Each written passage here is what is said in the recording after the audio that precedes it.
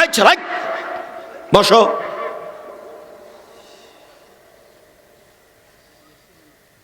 তুমিও তো ব্যস্ত হচ্ছ কেন?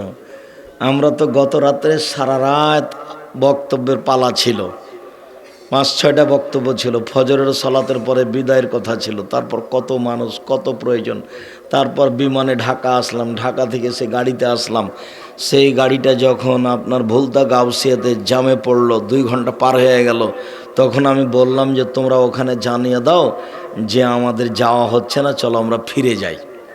তো ড্রাইভার বলছে যে ওস্তাজি যেতে থাকি, তো ফিরলে কিছুক্ষণ পরেই ফিরব।